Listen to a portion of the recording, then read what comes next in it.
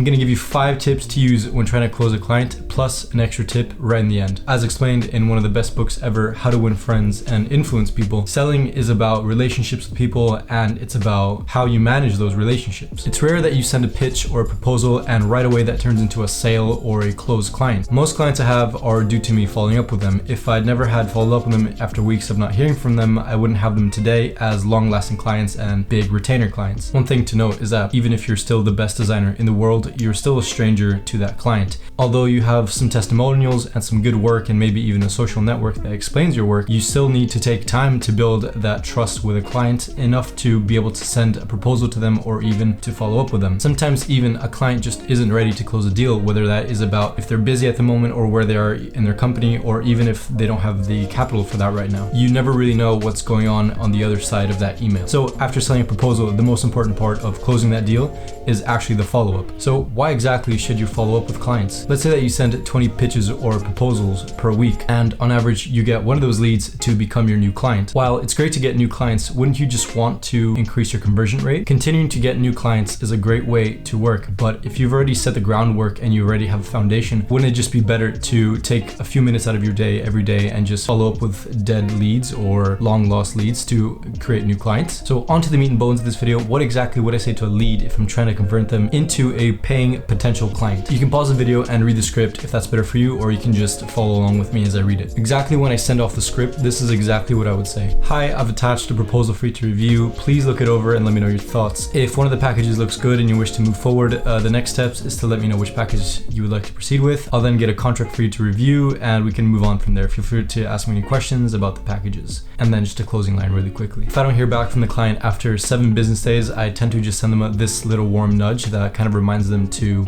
look at the email that I just sent, or it kind of just moves the inbox up to their newest mail. I say hi with their name. I wanted to follow up on a proposal that I sent over on this certain date. I'd like to set up a call to discuss any questions you might have.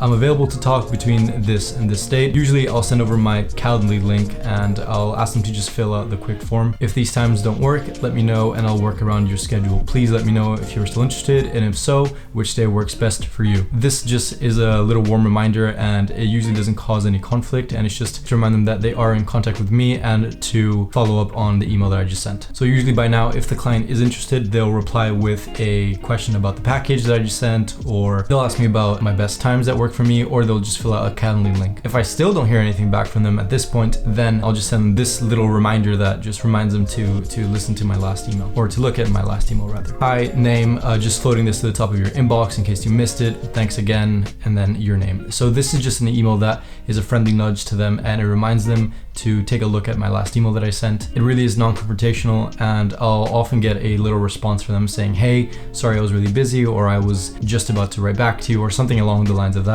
However, if I still don't hear back from them, then this is when I start to think that I might have lost the client, or the client just simply isn't interested anymore. So after sending that last one and not hearing anything back, I'll usually wait up to 7 business days and I'll send them this email. Hi, is this project still a priority for you? I've been keeping space open in my schedule for this project, but if you're decided to go in another direction, that's totally fine. Just let me know and I'll be able to work from there. And then my name in a closing sentence. This email has a very direct tone, and it kind of lets them know that if they want to continue, they have to message me now, or else it's done and we have to part ways. Sometimes I'll get a reply back like, sorry, I was super busy, or I was traveling, or something along the lines of that. However, if I still don't hear anything back, I'll then assume that the client just doesn't want to talk to me anymore, or that he completely just wants to ignore my messages. So I'll send them this. Hi, since I have not heard back from you, I assume that your priorities have changed. Let me know if I can be any help in the future.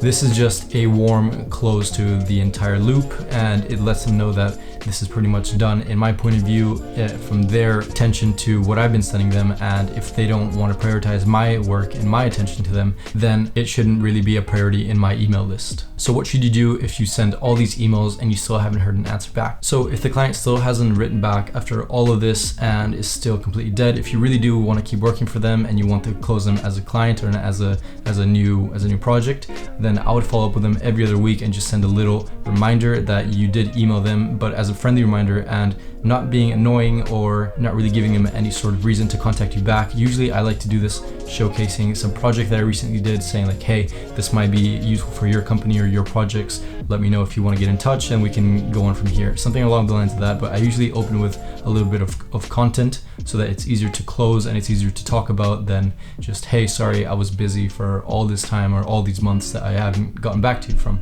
Usually if I do this, it feels more like an email campaign rather than an annoying email. So what's the one thing that you can do today? The one thing that you can do is get your follow-up sequence in place and write out or just copy from what I've given you and just paste down your name and your client's name and just really get wherever you are in the process, but send out the email that you need to send. So you make sure that you try to get in contact with the long lost client or the client that just isn't replying to your emails. So my bonus tip is if you need a better way to write proposals, then I actually recommend Bonsai. I just did a recent video on that and it explains how to make and send a Bonsai contract with individual packages or just a single option if you like it better that way. You can watch that right here if you need to learn a little bit more about that. Thank you so much for watching, guys. If you gained any value from this video, then do leave a like and consider subscribing. I really appreciate it. It helps out the channel a lot, as I'm sure you already know. Thank you so much for watching, guys, and I'll see you on the next video.